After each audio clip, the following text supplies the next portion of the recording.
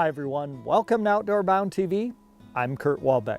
Here on the show we love to bring you all kinds of different outdoor adventures. Well, this week's episode will definitely be something a bit unusual.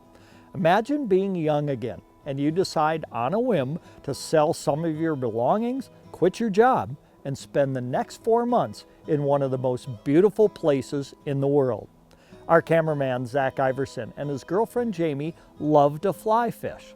So it wasn't a real big surprise when they came to us and said that they were going to be spending the next 4 months basically living out of their car in order to fly fish the South Island of New Zealand.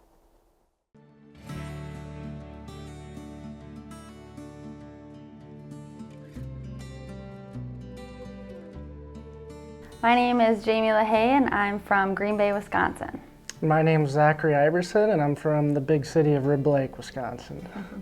So one of the things that I've always really enjoyed doing is fishing, but in particular fly fishing, which I picked up from my grandpa when I was a little kid. And since Jami and I have been together, she's enjoyed the outdoors with me as well. And she picked up fishing, and fly fishing came along with it, which, as many people know, can be a hard and frustrating thing to learn, especially if there's a little wind involved. But yeah, so Zack taught me how to fly fish. It was definitely trial and error for a long time. It was not easy. It didn't come natural to me like it does to Zack, but he was patient with me and it's just fun overall, but you gotta practice. So Jami and I were both working in Eau Claire, and we'd been working there for a few years, and we decided that we just kind of wanted to go off the edge and visit a destination that we thought was the most beautiful place in the world, which in our opinion we thought was New Zealand. Yeah, so once we decided New Zealand is where we wanted to go, we planned for about a year out, and from there we just went to coffee shops, planned. We were so excited. We both left our jobs to go do this, and it was very rewarding, very worth it.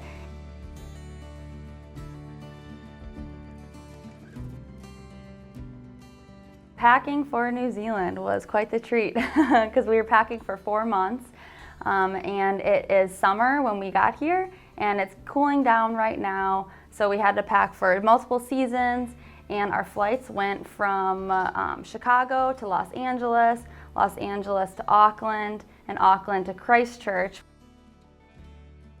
All right, we just landed in LA from Chicago. A little bit tired, but excited for our next big flight.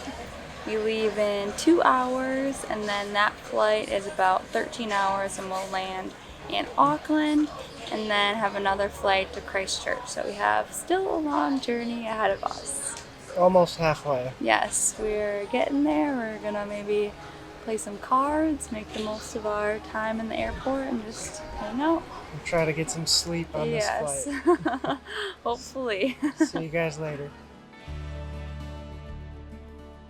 Well, after 38 hours of traveling, we finally made it to Christchurch. It has been a journey, but it feels so good to be here. We flew in over the mountains. It was gorgeous terrain, and it's just worth all the long travel in the end. Now we just have to get phones, exchange money, and buy a car. Yes. And then we'll be set to go. Well, it was our first night in New Zealand last night, and we stayed in a tent at our friend's. It was really nice actually, and I feel very refreshed after the long travel. And I'll show you where we're at.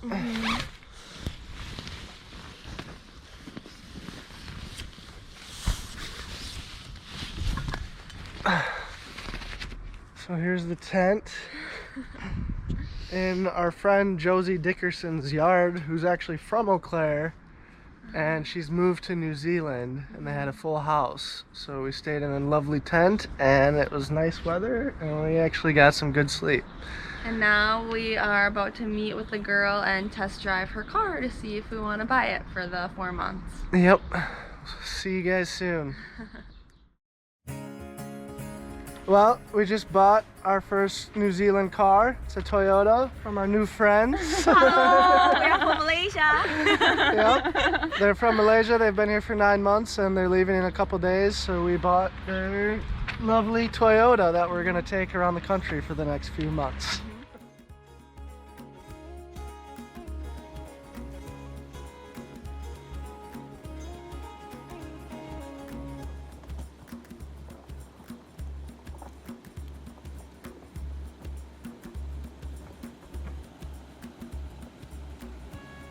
So driving in New Zealand is a little different because you drive from the other side of the road and the steering wheel's on the other side. So one thing that I kept doing wrong was your blinker, you're used to your blinker here. Well, now your blinker's here and your windshield washer's here. So every time I'd want to turn left or right, people could probably tell as a tourist, because even though it was sunny, I was turning the windshield wiper on and spraying windshield fluid everywhere. Other than that, it took maybe 2 or 3 days to really get a hang of it. And once you're in the country, I mean, you don't see anybody else, so then it's not as bad.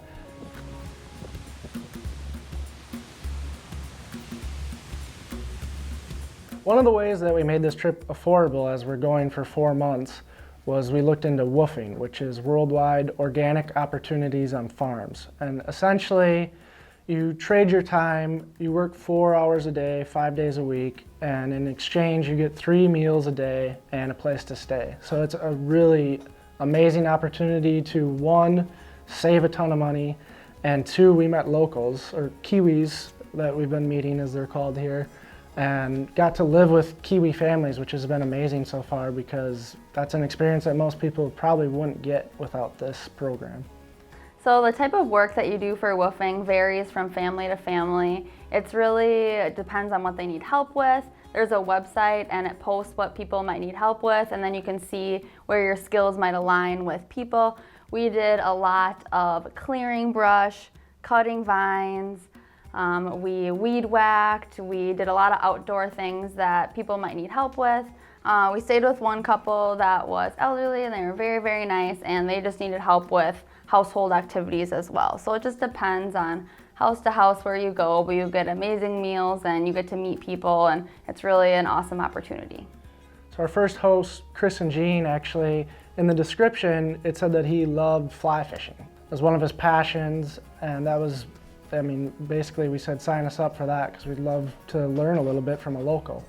And it actually turned out he was a huge fly tyer, and I have always been wanting to learn how to tie flies. So after our WWOOFing, we'd get done with our chores, we'd come in and Chris would teach me how to tie a few flies, and then we'd go out and fish and try to see if those flies match the hatch. And after a while, Chris, I think, has really enjoyed having us because this was an excuse for him to tie flies and give us some of his flies.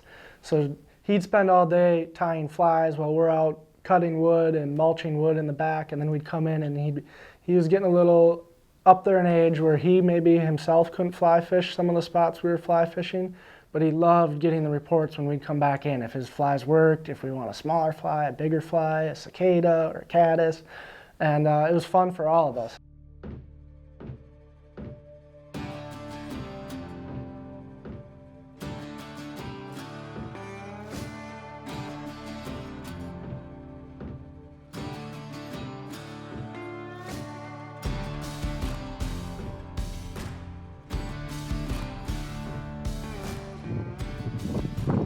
Gorgeous, clean rainbow trout, fishing a small stream by Mount Cook, throwing woolly buggers with big thick leaders, and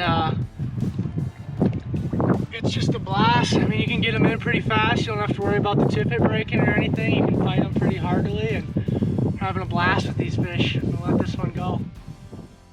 So after WWOOFing at Chris and Jean's, we learned a lot about the local culture and about fly fishing, and we're ready to move on and try some new spots and fly fish. We went to Mount Cook, and on our way back, leaving Mount Cook from just hiking and exploring, we saw this little stream that was called Glen Stream, and there wasn't much info on it. Nobody was fishing it, even though it was right next to the road, which is kind of unusual for a creek to be that close to the road and no one fish it, but we decided to go give it a try. and it ended up being by far our favorite stream or body of water of the whole trip. There's rainbow trout, brown trout, and coho salmon. Glen Creek is the epitome of fly fishing. It's a fly fisherman's dream. The fish are beautiful, they're big, and it's not very wide. So you really have an opportunity to hit all parts of the stream, and there's no trees around you. You can't get snagged, which I loved. And it's just, the fish are beautiful. It's really awesome, and you put the fly right on top of it. You can watch their mouths come up and take it, and you set the hook, and the surroundings are just beautiful.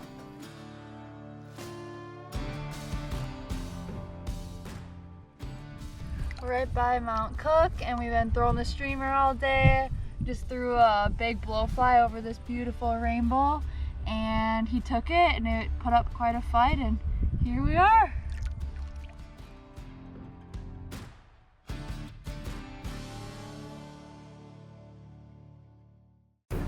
Outdoor Bound TV is brought to you by Suffix and VMC Hooks.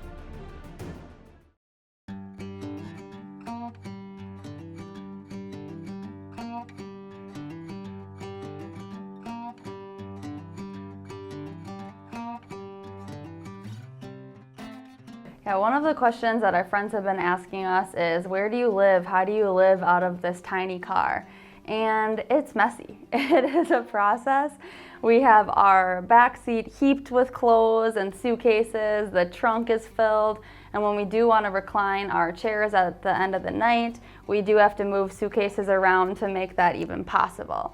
So it is messy, but it's fun. We didn't anticipate living out of our car. We thought we were gonna woof the whole time, but it's just been fun to live out of our car. So had we known, we probably would have got a van. But you know, we're rolling with it. Our Toyota's treating us good, and it's been a lot of fun.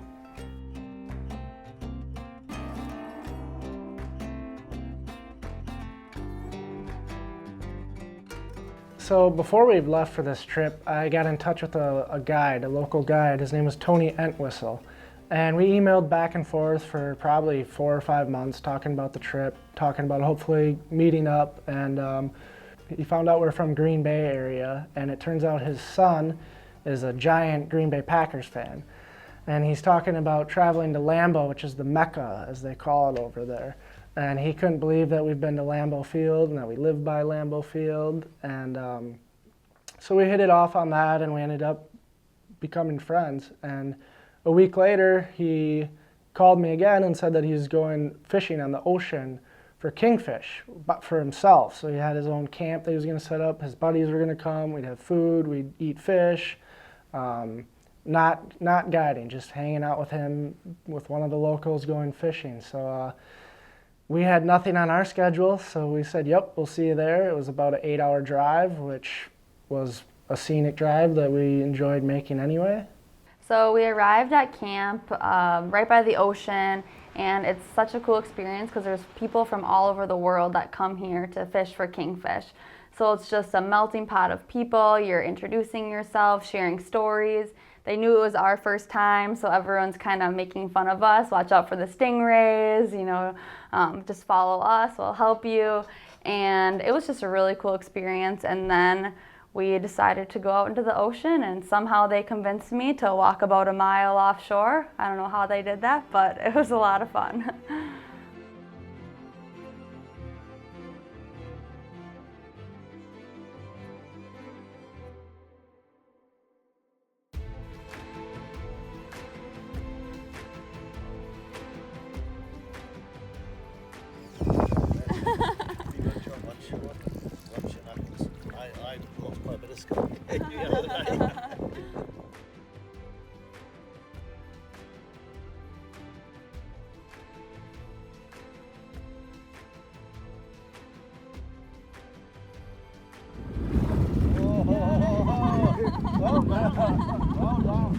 Got my first kingfish. It was really strong and went on for a long ride, but that was awesome and never felt anything like that. So that was a really cool experience. It is a beautiful fish.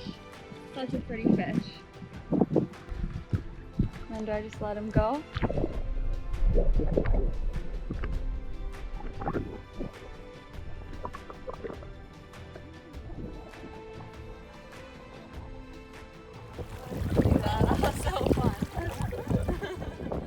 So this fishing is when the tide's low, you walk out literally a mile and a half on these big flats that aren't that deep, and when the tide lowers, it's just all sand. So you're out fishing a long ways away from shore.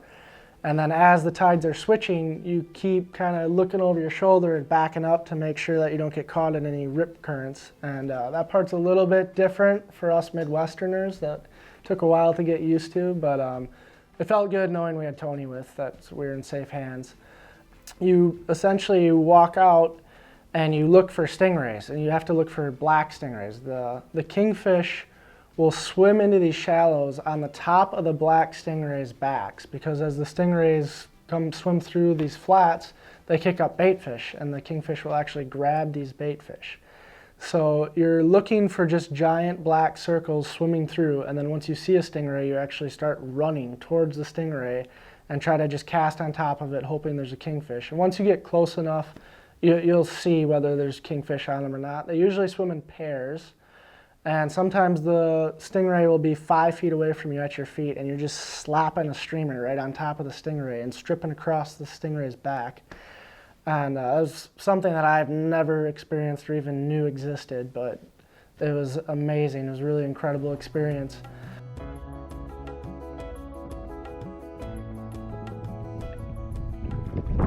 Double hooked up. Tony's got one. I've got one way out, making a run.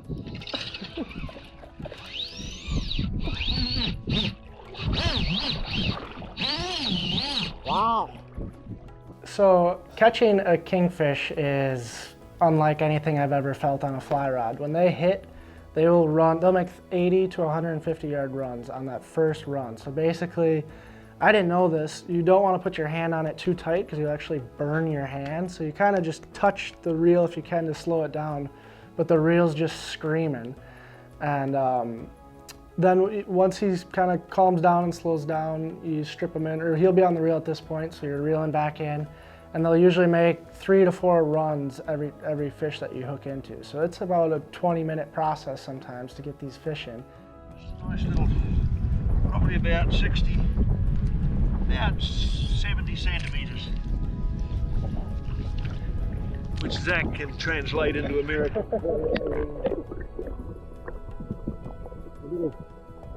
A little Charlie. Beautiful little fish. All right, we'll let him go. Good boy. Very good. Made a few big runs on me. This is my first ever king, first ever ocean fish. Taking another run on me. How's that drag? A couple of notches, just a couple. There you go. Tony was hooked up, and then he had me throw in again right on one that was on another stingray. And we managed to double on my first ever king.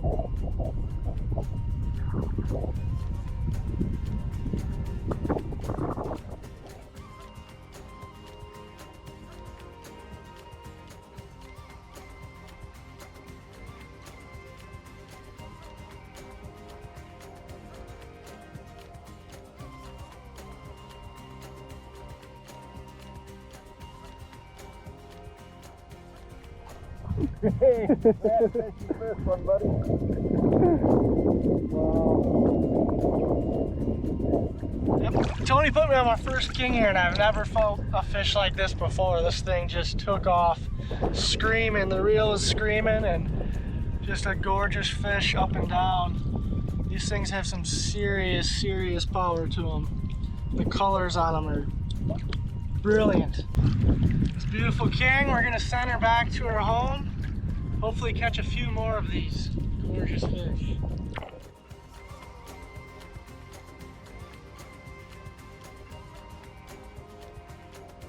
Very cool. That was insane. I've never felt anything like that. Never thought I'd be doing this. Thought I was coming on a trout fishing trip, and now I'm out here in the ocean with Tony catching amazing, powerful king. Something I never thought I'd do, and I'm glad I came out here because this is incredible. Outdoor Bound TV is brought to you by Yakima bait, and tooth tamer rods. This might be the end of our trip here in New Zealand. Cutting it about 6 weeks short, unfortunately. We're going to be locked down in isolation for a while, but it just is what it is, and we got to comply with the laws. And fortunately, this might be the last fish, but it was a good one to end on. Thank you so much, New Zealand, for everything you've given us. And to be honest, this fish we're gonna take home and eat because we're a little bit short on money right now and the grocery stores are pretty empty. So gonna fillet this one up and put it in the oven, some lemons. Be a nice little send-off for our New Zealand adventures. Cheers. Outdoor Bound TV is brought to you by Rapala and PK Lures. Take 2. Oh, the eels are terrifying. Oh no. It's it. You could climb up something like that, or look great. Only one way to find out. Sorry.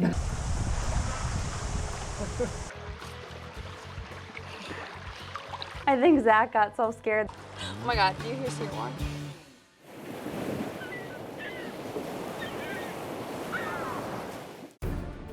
Outdoor Bound TV is brought to you by Venom Outdoors and Mountain Dew.